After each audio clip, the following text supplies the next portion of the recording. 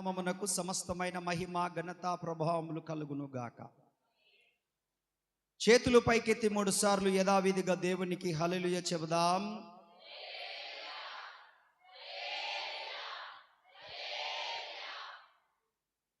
దేవుని వాక్యములో నుండి సమూయేలు రాసినటువంటి మొదటి గ్రంథము 12వ అధ్యాయము 24వ వచనాన్ని చదువుకుందాం. సమూయేలు రాసిన మొదటి గ్రంథము 12:24లో ఆయన మీ కొరకు ఎన్ని గొప్ప కార్యములను చేసెనో అది మీరు తలంచుకొని మీరు యెహోవా యందు భయభక్తులు కలిగి నిష్కపటులై పూర్ణ హృదయముతో ఆయనను సేవించుట ఆవశ్యకము, తప్పనిసరి. నా వైపు చూస్తూ కొద్ది మాటలు ఆలకించడానికి ప్రయత్నం చేయండి. దేవుడు మరొక గంటలో ఆయన మనల్ని క్రొత్త సంవత్సరంలోనికి తీసుకొని వెళ్ళబోతా ఉన్నాడు. మరొక గంటలో నూతన సంవత్సరాన్ని మనము చూడబోతా ఉన్నాం. నూతన సంవత్సరములో ప్రయాణం ఎలా ఉంటుందో మనకు తెలియదు. నూతన సంవత్సరములో ఎలాంటి పరిస్థితులను మనం ఎదుర్కోబోతున్నామో మనకు తెలియదు. నూతన సంవత్సరములో ఎలాంటి వ్యక్తులను మనం కలుసుకుంటామో మనకు తెలియదు. నూతన వ్యక్తులు, కపట సహోదరులు, మోసగాళ్ళు, అన్యాయస్తులు, మంచివారు, చెడ్డవారు, రకరకాలైన మనుష్యులను మనము క్రొత్త సంవత్సరములో ఒకవేళ కలవచ్చు. మన మార్గాలు ఎలా ఉండబోతున్నాయో మనకు తెలియదు. మన స్థితిగతులు ఎలా ఉండబోతున్నాయో తెలియదు. అయితే ఈ సంవత్సరములో దేవుడు మనకి ఎన్నో మేలులు చేశాడు, ఎన్నో గొప్ప కార్యాలు చేశాడు, ఎన్నో అద్భుత కార్యాలు చేశాడు, ఎన్నో సూచక క్రియలు చేశాడు, ఎన్నో ఆశ్చర్య కార్యములు చేశాడు.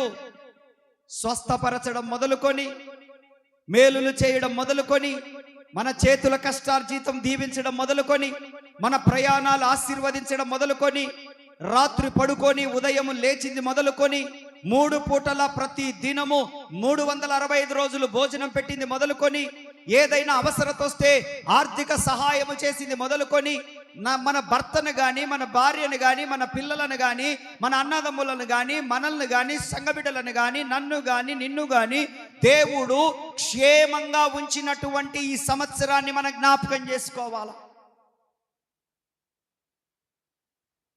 దేవుడు ఎన్నో మేలులు చేశాడు. ఆ మేలులలో చాలా మేలులు ఉన్నాయి చెప్పాలనుకుంటే. ఇందాక నేను అక్కడ కూర్చున్నప్పుడు నా దగ్గరికి ఒక చీటీ వచ్చింది. ఆ చీటీ చదువుతాను, శ్రద్ధగా ఆలకించండి. దేవునికి మహిమ కలుగును గాక. అన్నకు అక్కకు నా వందనాలు. నా పేరు రోహిణి. ఒలివా ప్రార్థనా మందిరమునకు వస్తున్న నాటి నుండి దేవుడు ఎన్నో మేలులు చేశాడు. నాకు పెళ్లి అయిన 3 సంవత్సరాలకి దైవజనులు ప్రార్థన ద్వారా, సంఘ ప్రార్థన ద్వారా తప్పకుండా నీకు సంతానం కలుగుతుందని దైవజనుడు అన్న చెప్పడము ద్వారా 3 సంవత్సరాలకు దేవుడు, దైవజనుడు ఒక కుమారుడిని ఇవ్వబోతున్నాడని ప్రవచన పూర్వకంగా మా ఇంటికి వచ్చి ఏదైతే చెప్పాడో అలాగే దేవుడు నాకు కుమారుడిని ఇచ్చాడు ఈ సంవత్సరంలో. అతను 7వ నెలకే పుట్టాడు. డాక్టర్లు అన్నాడు బ్రతకడు బాబు అని చెప్పారు. డాక్టర్స్ చెప్పారు బ్రతకడు అని చెప్పి అందరూ కూడా బ్రతకడని చెప్పారు. కానీ నువ్వు మాత్రము నీ కొడుకు క్షేమంగా ఇంటికి వస్తాడని చెప్పావు. సాక్ష్యం కూడా నువ్వు చెప్తావని చెప్పావన్నా. మేము అలాగనే ఒక నెల హాస్పిటల్లో ఉండి డాక్టర్లు కూడా ఎందుకమ్మా అంత అవసరమా అని చెప్పినా కూడా మేము మా దైవజనుడు చెప్పాడని మేము హాస్పిటల్లోనే ఉన్నాము. నెల తర్వాత ఆరోగ్యముతో క్షేమకరంగా నా కొడుకు ఇంటికి తిరిగి వచ్చాడు. నేడు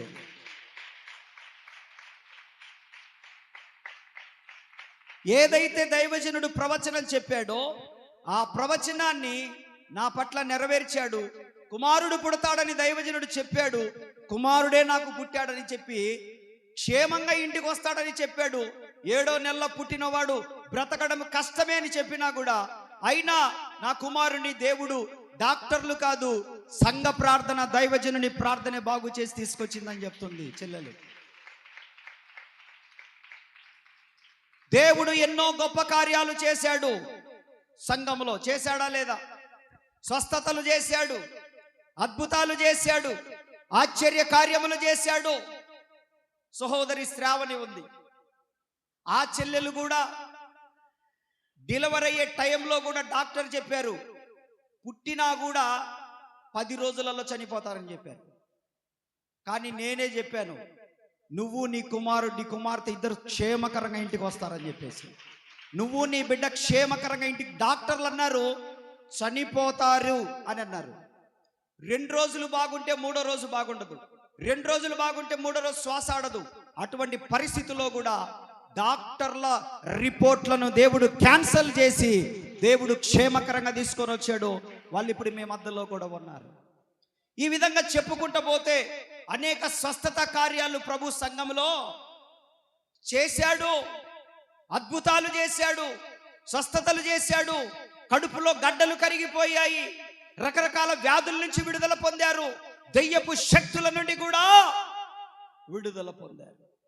నీకు ఇక సంతానము కలగదు అని చెప్పినా కూడా 6 సంవత్సరాల తర్వాత కూడా మన సహోదరులు రూబేన్ అన్న సునీతక్కల కుమార్తెకు ఎక్కడ తిరిగినా కూడా నీకు సంతానము కలగదని చెప్పినా కూడా దేవుని మందిరానికి వస్తే ఒక్క మాట ప్రవచనముతో వెళ్ళి ప్రార్థన చేసి నువ్వు చెక్ చేసుకోపోని చెప్పాను. దేవుడు ఇప్పుడు ఆ బిడ్డకు 3వ నెలనిచ్చాడు. దేవునికి స్తోత్రం.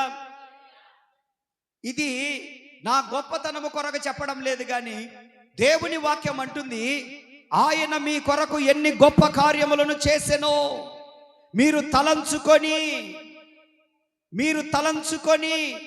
ఆయన ఎన్ని గొప్ప కార్యాలు చేశాడో, ఎన్ని స్వస్థతలు చేశాడో, ఎన్ని మేలులు చేశాడో, ఎన్ని అద్భుతాలు చేశాడో, ఎన్ని కార్యాలు మీ వ్యక్తిగత జీవితాల్లో చేశాడో మీరు తలంచుకొని దేవుడు అంటాడు మాట్లాడుతూ మీ ఎడల మీరు యెహోవా యందు భయభక్తులు కలిగి, ఏంటి ఏం కలిగి ఉండాలి? నిష్కపటులై పూర్ణ హృదయముతో ఆయనను సేవించండి. నేనేం చెప్పడానికి ప్రయత్నిస్తున్నానంటే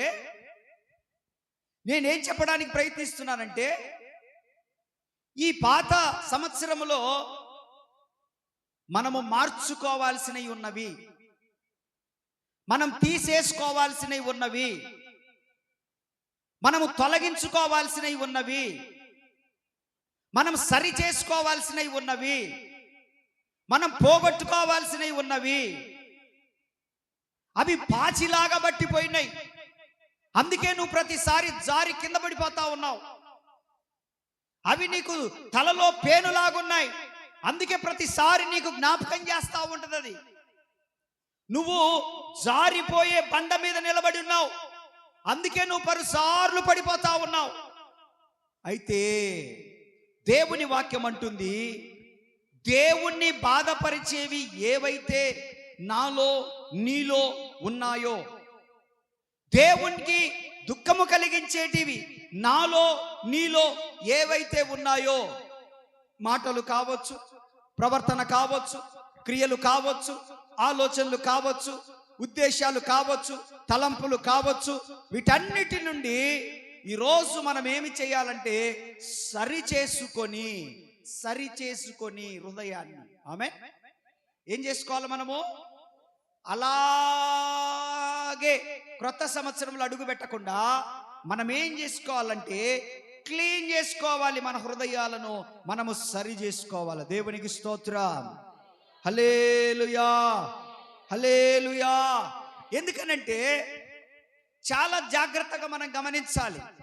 దేవుని వాక్యం అంటుంది యెహోషువ గ్రంథంలో 3వ అధ్యాయంలో, యెహోషువ గ్రంథం 3వ అధ్యాయంలో మాట్లాడుతూ, మీరు వెళ్ళు త్రోవ మీరింతకు ముందు వెళ్ళినది, 4వ వచనం చదువు, 3:4.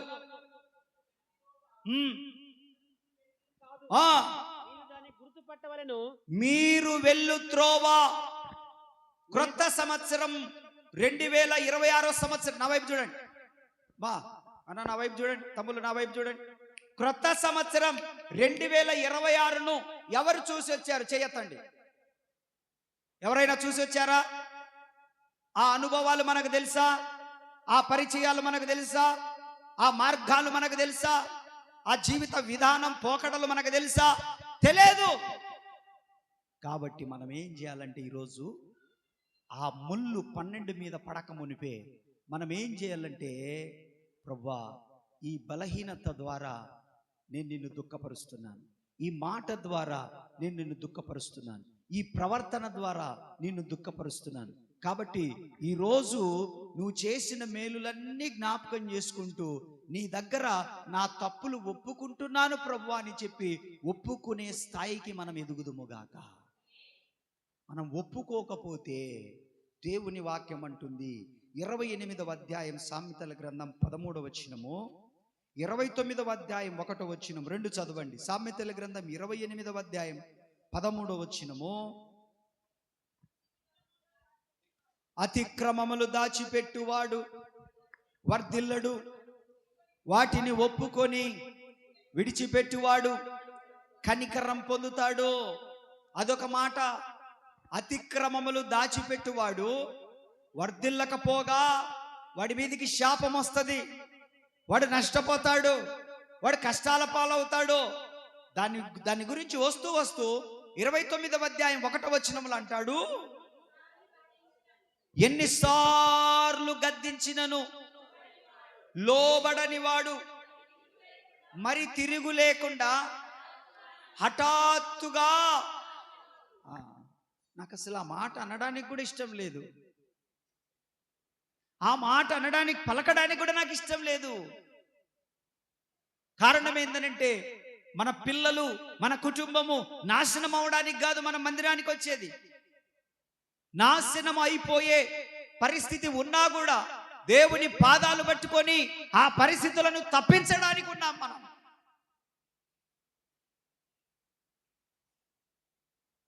ఎలా తప్పించబడతాం? మన తప్పులు ఒప్పుకోవడం ద్వారా. ఏం చేయాలి? మనము ఏం చేయాలి? ఒప్పుకోవాలి. నువ్వు ఒప్పుకున్నావా నువ్వు క్షమించబడతావు, నువ్వు కప్పుకున్నావా నువ్వు శిక్షించబడతావు. ఈ రెండిట్లలో నీకు ఏది కావాలి కోరుకో. ఈరోజు ఒప్పుకుంటేనేమో క్షమించబడతాము, కప్పుకుంటేనేమో శిక్షించబడతాం మనం. దేవుని వాక్యం అంటుంది, దేవుని వాక్యములో నుంచి 19వ కీర్తన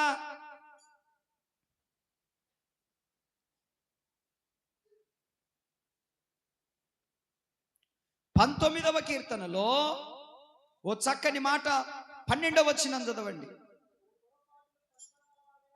ఆహా, తన పొరపాటులు కనుగొనగలవాడెవడు? నేను రహస్యముగా చేసిన తప్పులు క్షమించి అని దావీదు అంటున్నాడు. నేను రహస్యముగా చేసిన తప్పులు క్షమించి నన్ను నిర్దోషిగా ఎంచయ్యా. నా తల్లిదండ్రులకు తెలియకుండా చేసిన తప్పులు, నా భార్యకు తెలియకుండా చేసిన తప్పులు, నా భర్తకు తెలియకుండా చేసిన తప్పులు, నా కుటుంబానికి తెలియకుండా చేసిన తప్పులు, నన్ను ఎవ్వరూ చూడలేదనుకొని నేను ఎన్నెన్నో చేశానయ్యా.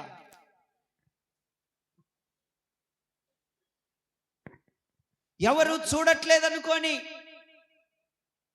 రాత్రులలో చేసిన పాపము, మధ్యాహ్నము చేసిన పాపము, చీకటిలో చేసిన పాపము, ఒంటరితనంగా ఉన్నప్పుడు చేసిన పాపము, ప్రవర్తన, ఈరోజు మనం ఒప్పుకోవాలి. కప్పుకున్నావా, క్రొత్త సంవత్సరంలో శిక్షించబడతావు. ఒప్పుకున్నావా, దేవుని క్షమాపణ పొందుకొని ఆశీర్వదించబడతావు. ఈ రెండిట్లలో నీకు ఏది కావాలనో నువ్వు డిసైడ్ చేసుకోవాల్సిందే. దేవుని వాక్యం సెలవిస్తా ఉంది. దావీదు ప్రార్థన చేస్తున్నాడు. అటువంటి ప్రార్థన మనము కూడా మరికొద్ది నిమిషాల్లో చేయాలి. అయ్యా, నా రహస్య పాపములు, మోహపు చూపులు, భార్య ఉండగా ఇతరులను చూడడము, ఇతరులను మోహపు చూపు చూడడము, భర్త ఉండగా ఇతరులను మోహపు చూపు చూడడము, పెండ్లి కాకుండా శరీరముతో పాపము చేయడము, నా తల్లిదండ్రులకు తెలియదులే అని చెప్పే భ్రమపడేటువంటి వారు కూడా ఉన్నారు. ఈ మధ్య కాలంలో ఆడపిల్లలు కూడా ఎలా తయారయ్యారనంటే స్పెషల్ క్లాసులు అని చెప్తా ఉన్నారు. ఏ క్లాసులు? స్పెషల్ క్లాసులు అంట. స్పెషల్ క్లాసులని స్పెషల్గా తిరుగుతా ఉన్నారు. తల్లిదండ్రులు అనుకుంటున్నారు, నా బిడ్డ బాగా చదువుతుంది, నా బిడ్డ బాగా చదువుతుంది. ఎవరైనా వచ్చి అడిగితే ఏం చెప్తారంటే స్పెషల్ క్లాస్ పెట్టిండ్రంటక్క, ట్యూషన్ పెట్టారంట, స్టడీ అవర్ పెట్టారంట, అందుకని చదువుతుంది. ఎప్పుడో 3 గంటలకే వెళ్ళిపోయింది, ఎప్పుడో 4 గంటలకే వెళ్ళిపోయింది, ఎప్పుడో 5 గంటలకే వెళ్ళిపోయింది. బరి తెగించి తిరుగుతున్నటువంటి మగపిల్లలు, బరి తెగించి తిరుగుతున్నటువంటి ఆడపిల్లలు కలిగిన సమాజంలో బ్రతుకుతున్నాం మనము. నా తల్లిదండ్రులు చదువుకోలేదులే, వారు అమాయకులు, వారు కాలేజీ దాకా రాలేరు, స్కూల్ దాకా రాలేరు, నేను తిరిగే చోట్లు వాళ్ళకు తెలియదు అని చెప్పి ఆడపిల్లలు మగపిల్లలు అనుకుంటూ వారు చాలా తప్పుడు పనులు చేసేటువంటి పరిస్థితులలో కూడా ఉన్నారు ఈ రోజులలో. నోరు అదుపు లేదు, మాటలు ఇష్టం వచ్చిన మాటలు, వారికి నచ్చినట్లు ప్రవర్తించడం, తల్లిదండ్రులు ఏదన్నా చిన్న పని చెప్తే కసిరించుకోవడం, చిన్న పని చెప్తే కసిరించుకోవడం. ఏమన్నా ఒక పని చెప్పారా, టార్చర్ పెడుతున్నావమ్మా నువ్వు, టార్చర్. అమ్మా నువ్వు తిన్న కంచమన్నా గడుగమ్మా, టార్చర్ పెడుతున్నావు మమ్మీ నువ్వు. సరే నీ బట్టలన్నా ఉతుక్కోవే, టార్చర్ పెడుతున్నావు మమ్మీ నువ్వు. లేరా అటాడి పిల్లలు? టార్చర్ పిల్లలు లేరా? టార్చి లైట్ లాంటి మమ్మీని వీళ్ళు ఏమంటున్నారు? టార్చర్ అంట. అంట్లు తోమమంటే టార్చర్, బట్టలు ఉతకమంటే, కాఫీ పెట్టియమంటే, కిచెన్లోకి వెళ్ళి కనీసం నాకు ప్లేట్లు అన్నం వేసుకొని రా అంటే ఏంటిది? నాన్న అన్నం తిన్నాడు, ఆ ప్లేట్ ఇది అంటే టార్చర్.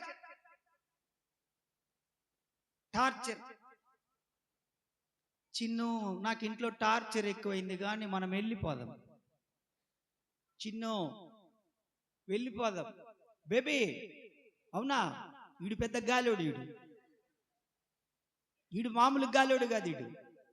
ఈ పిచ్చి మోకంది అనుకుంటది వాడు నన్ను లవ్ చేస్తున్నాడు అనుకుంటది. వాడు 6 డజన్ మందిని లవ్ చేస్తుంటాడు. ఇది ఆప్షనల్ మాత్రమే వాడికి.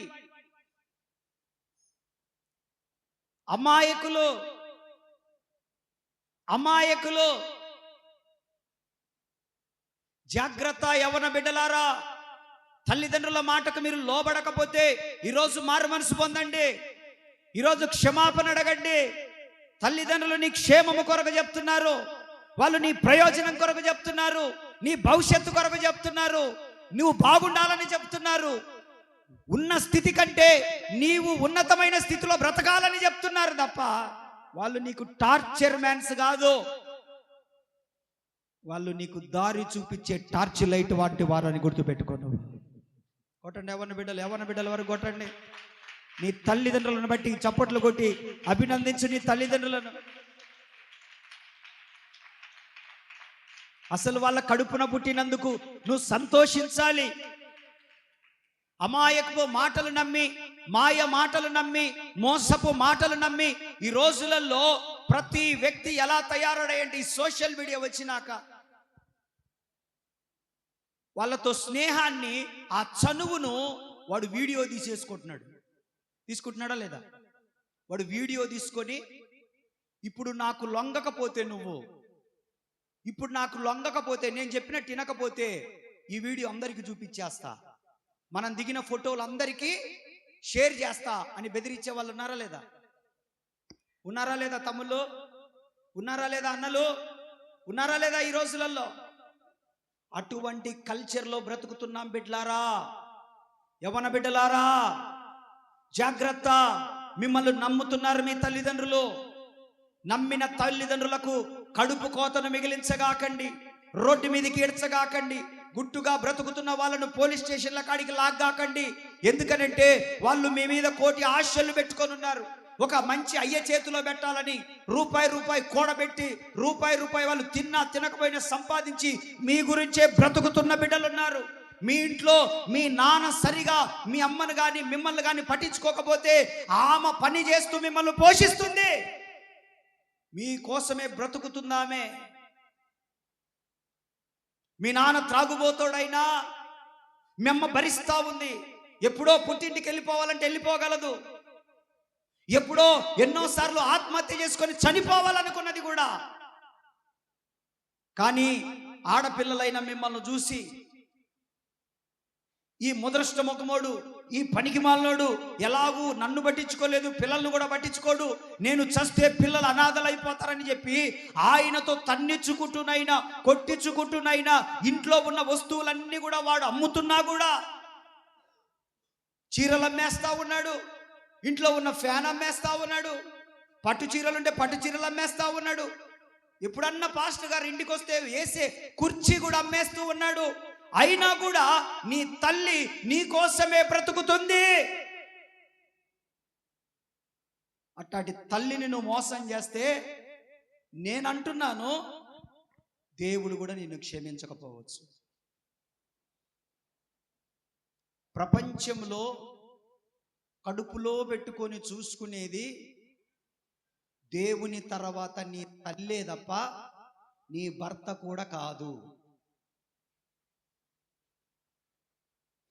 దేవునికి స్తోత్ర. కష్టమైన హక్కును చేర్చుకుంటది. కాబట్టి రహస్య పాపములు విడిచిపెట్టబడును గాక. ఈరోజు దొంగ ఊబి అన్నాడు దేవుని వాక్యములో. చాలా మంది దేంట్లో ఇరుక్కుంటున్నారు? దొంగ ఊబి. దొంగోడు నీకు గాలమేస్తాడు, నీకు కన్నమేస్తాడు, నీ దగ్గర ఉన్న కన్యత్వం దోచుకుంటాడు, నీకున్న సాక్ష్యాన్ని దోచుకుంటాడు, నీ కుటుంబానికి ఉన్న మంచి పేరును దోచుకుంటాడు. పొరపాటున నమ్మి చనువిచ్చావా నీ జీవితము పతనం అవ్వడమే కాదు, నీ కుటుంబాన్ని కూడా రోడ్డుకు తీసుకొచ్చిన దానవుతావు.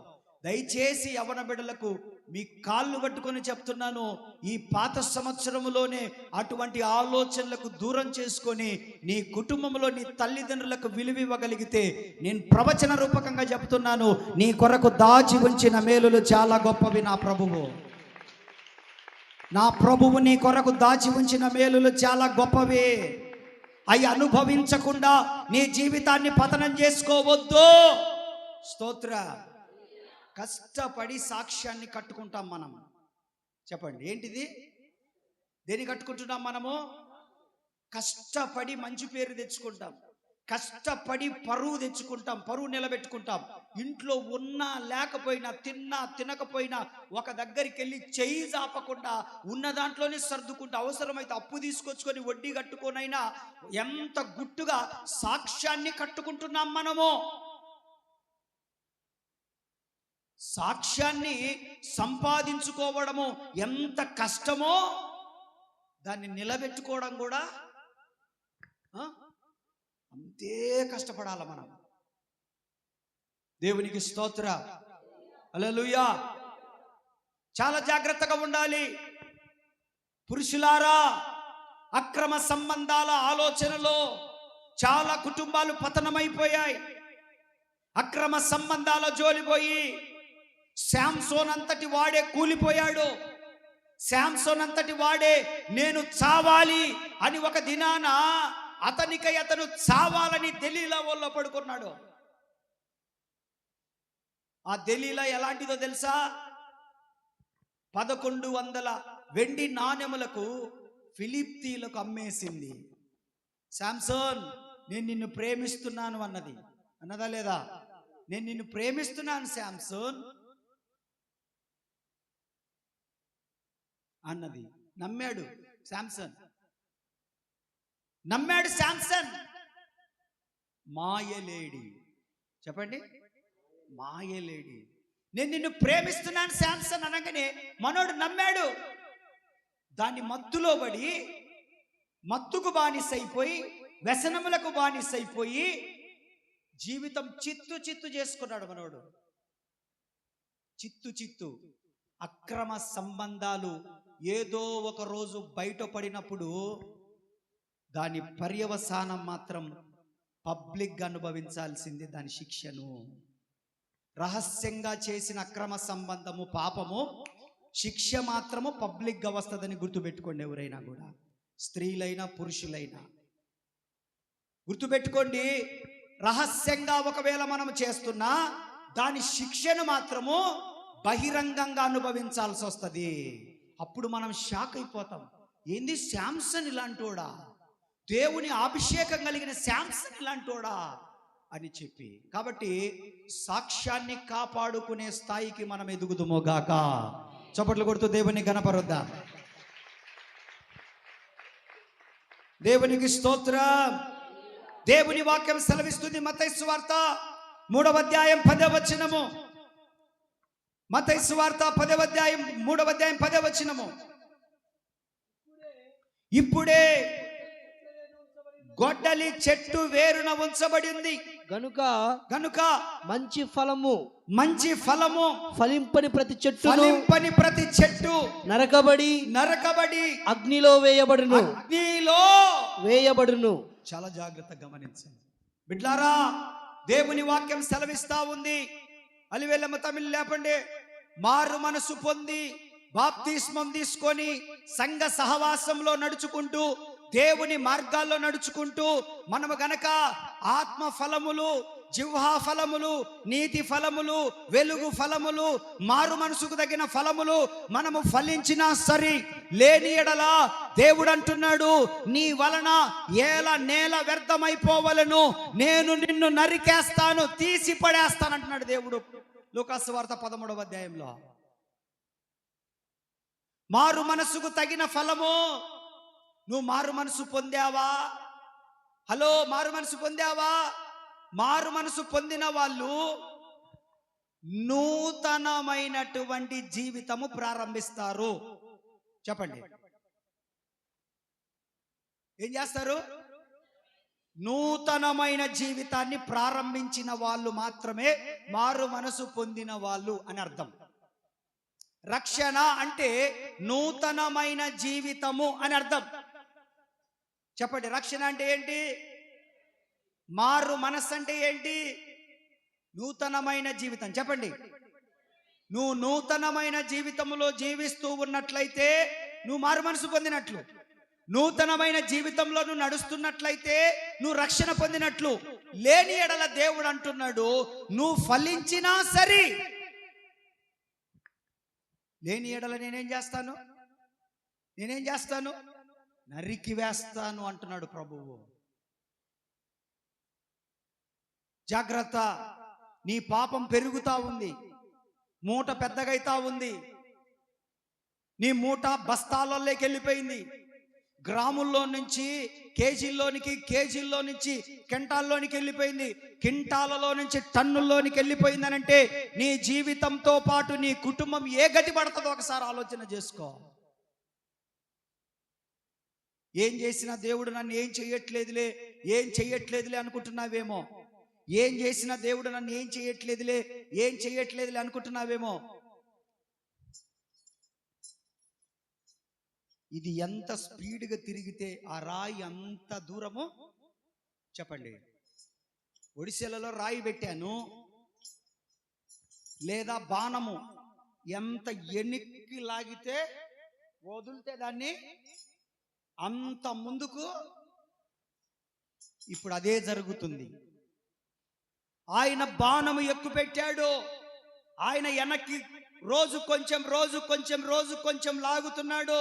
నీ పాపము ఎక్కువయ్యే కొద్దీ, నీ ప్రవర్తన మారిపోతున్న కొలది, నీ చేష్టాలు దేవునికి ఆయాసం కలిగిస్తున్న కొలది, నీ నోటి మాటలకు హద్దు అదుపు లేనటువంటి పరిస్థితిని బట్టి, నీ మూర్ఖత్వాన్ని బట్టి, నీ గర్వపు మాటలను బట్టి, నీ లెక్కలేనితనాన్ని బట్టి, నా భార్య ఏం చేయగలదు అనుకుంటున్నావేమో, నా భర్త ఏం చేయగలడు అనుకుంటున్నావేమో, నా తల్లిదండ్రులకి ఏం తెలుసు అనుకుంటున్నావేమో, దైవజనుడికి ఏం తెలుసు అనుకుంటున్నావేమో, వీళ్ళందరిది వదిలిపెట్టు. ఆకాశమందున్న దేవుడు మనమల్నే దృష్టి వంచి చూస్తున్నాడు. ఆయన ఏం చేస్తున్నాడు?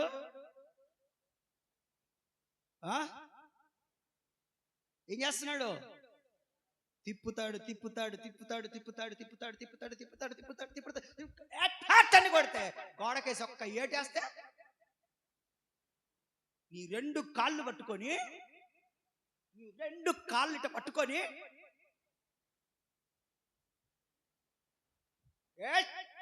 అనుకో, అప్పుడు దైవజనుడు ఏం చేయలేడు, నీ భార్య ఏం చేయలేదు, షాకిరి చేయడం తప్ప. పట్టుకో కింద పడతా. కనీసం బాత్రూంలో లెట్టిన కూడా పోలేవు. దానికి స్టాండ్స్ వచ్చినాయి. ఇప్పుడు ఎక్కువ అమ్ముతుండ్రు. దీనికి కూడా పోలేవు.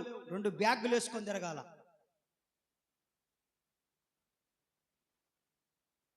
చూసుకో కిందికి చూసుకో. కిందికి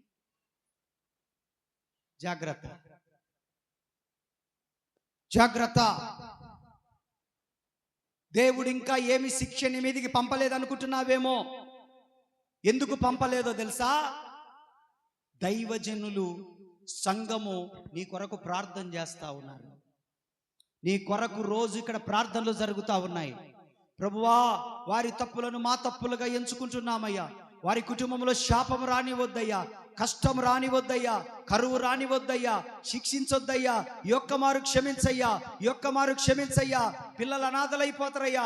ఇంటి యజమానుడయ్యా, అయ్యా తమ్ముడు మంచోడేనయ్యా, అయ్యా పొరపాటు జరిగిందయ్యా, చెల్లెలు మంచిదేనయ్యా, పొరపాటు జరిగిందయ్యా, వారి తప్పులను క్షమించి వారికి మారు మనసు దయచేయి. అక్క మంచిదేనాయనా, అయ్యా క్షమించయ్యా, ఏదో పొరపాటు జరిగిందయ్యా, క్షమించయ్యా. నోటి మాటలు ఆపుకోలేక మాట్లాడేశారయ్యా, క్షమించయ్యా అని చెప్పి ప్రతిరోజు సంఘములో జరుగుతున్న సంఘ ప్రార్థనల ద్వారా, దైవజనుడు అడ్డుపడుతున్న ప్రార్థనల ద్వారా ఇంకా మనలో చాలా మంది 2026ను చూడబోతా ఉన్నారు. అంతే తప్ప మన జ్ఞానం కాదు, మన తెలివితేటలు కాదు, మనది ఏవి కాదు. దేవునికి స్తోత్ర. హల్లెలూయా. కాబట్టి నేనేం చెప్పడానికి ప్రయత్నిస్తున్నానంటే, దావీదు చేసినట్టుగా తన పొరపాటును కనుగొనగలవాడెవడో. ఎవరైనా ఏదైనా చెప్తే అట్లా ఉండగాకు అని అంటే వాళ్ళ మీద పగ పెంచుకుంటారు. ఈ రోజులలో సలహాలు ఇస్తే వింటున్నారా? ఎవ్వరైనా పరిస్థితులలో లేరు. ఎవడికి మేలు చేయకూడదు, ఎవడికి సలహాలు ఇవ్వకూడదు. ఈ రోజులలో సలహాలు ఇచ్చేంత పనికి మాల పని లేదనిపిస్తుంది. ఎవడికి కాకండి సలహాలు. ఎవడి కుటుంబం గురించి వాడికి తెలుసు, ఎవడి వ్యక్తిగత జీవితమో తెలుసు. ఎవరు సలహాలు ఏంటరు, ఊరికే అడుగుతుంటారు అంతే. నేను అన్ని అనుభవించా. ఈ 40 ఏళ్ళకే 60 ఏళ్ళ సర్వీస్ ఉంది నాకు. ఇప్పుడు నాకు 40 ఏళ్ళు, 60 ఏళ్ళ ముసలోడుకున్నంత తెలివితేటలు వచ్చినాయి నాకు. ఎందుకంటే మీరే నేర్పించింది నాకు. మీరే నాకు నేర్పించింది. మీ అందరి ప్రేమను బట్టి నేను ఈ గతి పట్టిన. నాకు రోగం రావడానికి మీ ప్రేమ కారణం, నాకు ఆపరేషన్లు జరగడానికి మీ ప్రేమ కారణం, నేను ఇంత సన్నగవ్వడానికి మీ ప్రేమ కారణం. ఈ కొంచెం తినన్నా, ఈ తాగన్నా, తాగి వచ్చినక్క ఇప్పుడే ఆడ తాగి వచ్చినానక్క టీ అంటే ఈ కొంచెం ఏం కాదు తాగన్నా, ఊరికట్ట పోసుకొన్నా పోతాయి. ఇదేం సెప్టిక్ ట్యాంకా? పొట్ట అనుకుంటున్నారా? సెప్టిక్ ట్యాంక్ అనుకుంటున్నారా? ఆడ తినొచ్చిందమ్మా అని అంటే ఈ ఈ ఈ రెండు ఎక్కువ కాదులే తిను. ఉన్న కాడికి నూనె పోస్తారు. టౌన్ నుంచి వస్తుండ అన్నోళ్ళు, టౌన్ వాళ్ళు బోధ ఆగుతారు నూనె అని మేము తాగుతామా? టౌన్ వాళ్ళు నూనె ఎక్కువ వేసుకుంటారని చెప్పేసి ఎక్కువ నూనె పోస్తారు. వద్దంటే పెడతారు, తిన్నానంటే ఊరుకోరు, లేకపోతే ఇంక ఇచ్చి అంటారు. వాళ్ళ ఇంట్లో అయితే ఆయనకన్నీ మనం సరిగా చెయ్యంలే. మొఖాన్నే ఏం పోయినాక కూడా కాదు. అరే తినొచ్చినమ్మా అందుకని తినలేనులే అంటే కుదరదు. ఇప్పుడేనమ్మా టీగా ఎక్కువ ఇంట్లో మజ్జిగితే తాగినమ్మానంటే ఈ కొన్ని ఎక్కువైతాయా అని చెప్పేసి మీరు నాకు పెట్టి పెట్టి పెట్టి పెట్టి లేనిపోని రోగాలు వచ్చి గదిట్టయింది. నేను లేకపోతే నేను అట్టున్న సినిమా హీరో ఉన్నట్టున్నా. నేను పోకిరి సినిమా నాతోనే తీయాలనుకున్నారు. మావిడ ఒప్పుకోదులే అని చెప్తే సరే అన్నారు. మీరేడ తీయిండ్రు? కనీసం పుష్ప సినిమా కూడా నన్ను అడిగిండ్రు. గూడ లేపుకొని పోయి యాక్షన్ సీన్ నాదే, ఇట్లా లాగేది అయినా నాయే సీన్లు. మీరు నన్ను ఏ గతి పట్టించిండ్రు మీరు? స్తోత్రం, హల్లెలూయా. అట్ట ఉన్న నన్ను ఇప్పుడు ఏమి జాలి చూపుతుర్రు? ఏందక్క అన్న అట్టయిపోతుండు. మీ ప్రేమేనమ్మా అమ్మా, మీ ప్రేమే. ఏందక్క తింటుండా లేదక్క? అన్నం చూస్తే ఏడిపే వచ్చుందక్క. ఆటో ఎక్కంగానే ఇంక అడ్రస్ కనపడరు. ఇంకా మళ్ళా ఆదివారం అన్నం చూసేంత వరకు అప్పటిదాకా మీకు ఏడుపు అనేదే తెలియదు. మళ్ళా ఈడికి రాగానే ఏందక్క చొక్కాలన్నీ లూజ్ అయినాయి అన్నయ్యి. క్రిస్మస్కి ఎంతమంది ఇచ్చిండ్రు నాకు బట్టలు తీసుకోమని డబ్బులు? మీరు క్రిస్మస్కి లేదు, పలకరింపు లేదు, ఏమి లేదు. ప్రేమ ప్రేమ ఈ మధ్య సరిపోలేదని ఇంట్లోకి వచ్చి మరి అడుగుతుండ్రు. దేవునికి స్తోత్రం. అమ్మా నాకేం కాలే, నేనే కావాల్సి తగ్గిపోతున్నా. వచ్చే నెల నుంచి లావ్ అవుతా మీకోసం. నాకు లావ్ అయ్యే ఉద్దేశం లేదు. నేను స్లిమ్గా ఉండాలనుకుంటున్నా. నేను ఇప్పుడు వెయిట్లెస్గా ఉన్నా. ఇది వరకు లావుగా ఉన్నప్పుడు మెట్లెక్కిన ఆయాసం వచ్చేది, అట్టిపండు తిన్నా ఆయాసం వచ్చేది. అట్లా ఆయాసం వస్తుంది. అప్పుడు నాకు మెట్లెక్కలేను. ఈ సీజన్ అంతా కూడా ఆయాసం వస్తుంది. ఫిబ్రవరి మార్చి దాకా ఎండాకాలం వచ్చేంత వరకు నేను రుప్పుతా ఉండేవాడిని. మిషన్ తెచ్చుకున్నా, అది నెబులైజర్ తెచ్చుకున్న మిషన్. ఆ గుంటూరు పోయి ఆస్తమా మిషన్ తెచ్చుకున్నా. అప్పుడు ఏంద్రా నాకు ఇంత యవన ప్రాయంలో ఈ గతి పట్టిన నేను అనుకున్నా. దేవుని కృపను బట్టి ఈ సన్నగైనాక ఆ దరిద్రం అంతా తొలగిపోయింది దేవుని కృపను బట్టి. హల్లెలూయా. మొన్న ఏలూరు వెళ్తే వాళ్ళు 4 అంతస్తుల పైన ఉండరు. వాళ్ళు రమ్మన్నారు, పోవాలి. వాళ్ళు కిందికి రాలేరుగా, రోడ్డు మీద వచ్చి ప్రార్థన చేయించలేరుగా. ఎక్కి ట్రై చేస్తే ఆరోగ్యంగా ఉన్న పాస్టర్ అమ్మ ఎట్టెక్కి వచ్చినవయ్యా, రాయ ఇద్దరం కలిసి డైట్ చేద్దామని చెప్పిన. నేనేమో టక చక చక చక చక చక చక చక చక చక చక చక ఎక్కేసిన. ప్రశాంతంగా కూర్చున్నా, మాట్లాడుతున్నా ఎక్కతోటి. ఈ మా 2వ అంతస్తు దాటి 3వ అంతస్తుకే అయిపోయా. ఏం పర్వాలేదు, నేను బాగున్నాను, ఆరోగ్యంగా ఉన్నాను. మీ అందరి ప్రార్థన ఉన్నంత వరకు ఎవ్వడు నన్ను ఏమి చేయలేడు. నన్ను సాతానుగాడు నన్ను ఏమి చేయలేడు, నన్ను తాకలేడు వాడు. దేవునికి స్తోత్రం, హల్లెలూయా. ఈ సంవత్సరం మార్చి నెలలో యెరూషలేము వెళ్తున్నాను. యెరూషలేము వెళ్ళొచ్చినాక ఇంకా సంఘము ఒక రేంజ్కి వెళ్ళిపోయింది ఆశీర్వాదంలో. యేసుక్రీస్తు ప్రభువారు నడయాడి వచ్చిన స్థలాలకు వెళ్తున్నాను. ఆయన తిరిగి వచ్చిన స్థలాలకు వెళ్తున్నాను. అక్కడ ద్రాక్షారసం, ఒలీవ నూనె అవన్నీ తీసుకొని వస్తాను. యెరూషలేములో నుంచి తెచ్చిన ద్రాక్షారసముతో మీకు బల్లారాధన ఇస్తాను నేను. దేవునికి స్తోత్రం, హల్లెలూయా, హల్లెలూయా. నేను ఆరోగ్యంగానే ఉన్నాను, మీరు ధైర్యంగా ఉండండి. సన్నగైనానని ఏమీ లేదు. నేను ప్రతిరోజు సేవకు తిరుగుతూనే ఉన్నా. మీరన్నా 8-9 గంటలకు కలిసిపోయి పండుకుంటారు, నేను పండుకునేసరికి 2-3 అవుతుంది. అయినా ఉదయాన్నే లేచి మళ్ళీ పరిచర్యకి వెళ్తా ఉన్నా, మళ్ళీ సాయంత్రం వెళ్తున్నా, పగులు వెళ్తున్నా, సాయంత్రం వెళ్తున్నా, మళ్ళీ చిన్న చిన్న పనులుంటే చూసుకుంటున్నా. అయినా ఎక్కడ కూడా నా శక్తి తగ్గలేదు. ఇది దేవుని కృప. ఆమేన్. యేసయ్య ఇచ్చిన కృప, యేసయ్య ఇచ్చిన కృప. ఆయన కొరకు ఫలించాలి, ఆయన కొరకు నిలబడాలి. సేవకు వచ్చిన కొత్తలోనే తీర్మానం చేసి డైరీలో రాశాను, నా చివరి శ్వాస వరకు నేను సేవ చేయాలి. ఒకవేళ నా చావంటూ వస్తే ఫుల్ పిట్ మీద వాక్యం చెబుతూ చనిపోవాల ప్రభువా అని రాశాను నేను. దేవునికి స్తోత్ర. నా చావంటూ కనుక వస్తే ఫుల్ పిట్ మీదనే వాక్యం చెబుతూ నన్ను తీసుకో. కాబట్టి మీ ప్రార్థన ఆశీర్వాదం ఉన్నంత వరకు సాతానుగాడు నా ఇంటి సగాల కూడా రాలేడు. నా ఒంటికి ఎన్ని రోగాలు పెట్టినా వాడు ఏమీ చేయలేడు. ఎందుకో తెలుసా? ఇర్మియా గ్రంథం 30వ అధ్యాయం 17వ వచనం చదవండి. ఇర్మియా గ్రంథం 30వ అధ్యాయం 17వ వచనం చదవండి.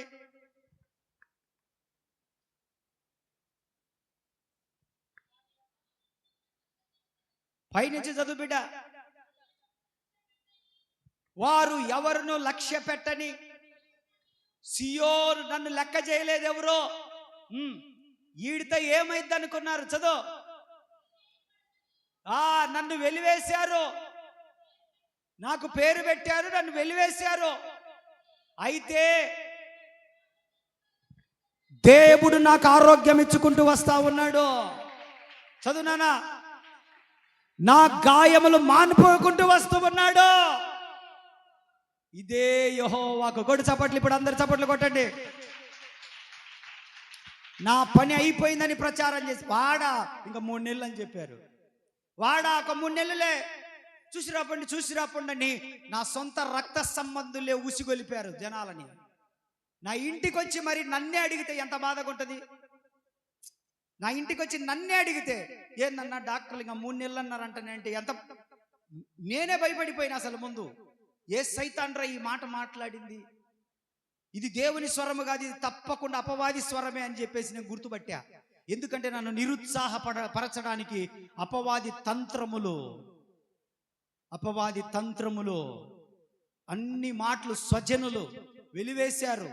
ఎవ్వరు కూడా కనీసము ఇంత జరుగుతున్న ఈ రోజుటికి కూడా నా ఆపరేషన్లకు కానీ, నా హాస్పిటల్ ఖర్చు కానీ, నా డైట్ కానీ, ఇంత ఈ 10 సంవత్సరాలలో ఏ ఒక్కరు, నా రక్త సంబంధులు కానీ, నా బంధువులు కానీ ఎవ్వరు కూడా నాకు ₹1 ఇచ్చింది లేదు. సమస్తము యేసయ్య యొద్ద నుంచే నాకు వచ్చింది. నేటికి కూడా యేసయ్య ఇచ్చిన సంఘము ద్వారానే నేను పోషింపబడుతున్నాను తప్ప నా రక్త సంబంధులది ₹1 సేవలో లేదు, నా ఇంటిలో లేదు, నా ఒంటికి కూడా లేదు. చప్పట్లు కొడితే యేసయ్యని కనపరచండి. నువ్వు దేవుని మీద ఆధారపడినంత వరకు నీతో ఏమైతుంది అంటారు జనాలు.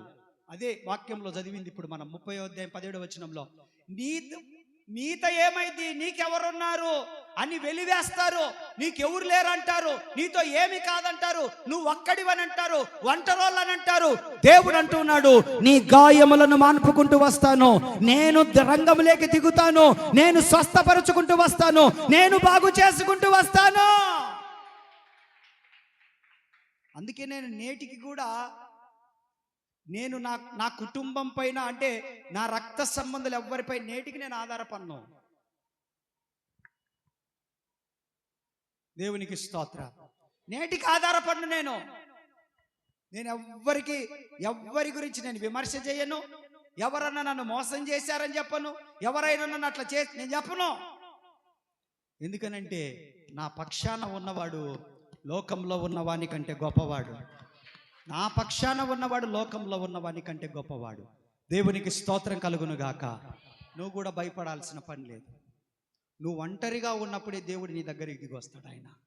అయితే దేవుడు అంటున్నాడు, మారు మనసుకు తగిన ఫలము ఫలించండి, లేని ఎడల మీరు నరకబడి అగ్నిలో వేయబడతారు.